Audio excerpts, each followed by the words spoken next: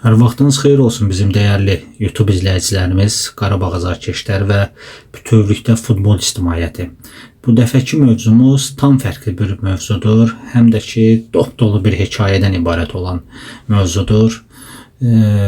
Hamıya məlumdur ki, bütün futbol ictimaiyyəti, futbol sevərlər hamımız Türkiyə futbolu ilə maraqlanırıq. Türkiyə klublarından biri də Qalatasaraydır. Bu Qalatasaray klubuna da Azərbaycanda yetəri qədər azarkeş edənlər var, azarkeş qrupu var.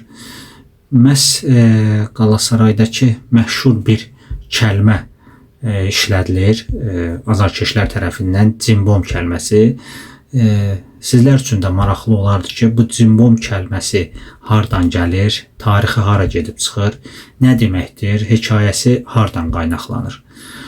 Bugünkü mövzumuz cimbom haqqında sizlərə məlumat verməkdir. Belə ki, cimbom nə deməkdir, bu hardan gəlir, cimbomun hekayəsi nədən qaynaqlanır, bu kimi mövzunu sizlərin nəzərinə çatdırmaq istərdik.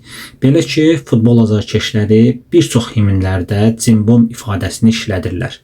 Cimbom termini qədim dövrlərə gedib çıxır və bu günə qədər də davam edir. İstanbuldan olan bu sözün əsl yaradıcısı Cinoldur. Cinol deyilən bir şəxsdir, futbolçudur. Cinol 1924-cü ildə İstanbula dönüb Qalatasaraya qayıtdıqdan sonra cimbom şüarı ortaya çıxır. Bu gün də istifadə olunan bu şüar məişət adıdır. Biz cimbomun nə demək olduğunu, hardan gəldiyini və hekayəsini bu üç mövzu haqqında daha dərindən bir araşdırma etmək qərarına gəldik. Belə ki, Qalatasaray azarkeşlərinin himni və şüarlarında istifadə olunan sözlərdən biri də cimbomdur.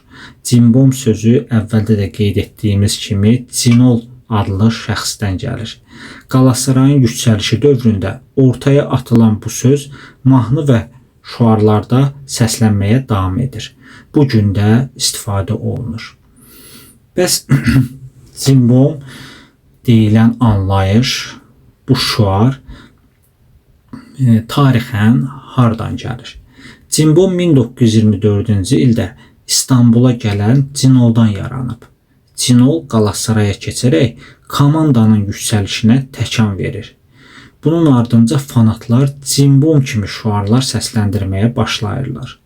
Bu şüarlardan biri olan re, ra, Qalatasaray, Qalatasaray, cimbom istifadə olunmağa davam edir.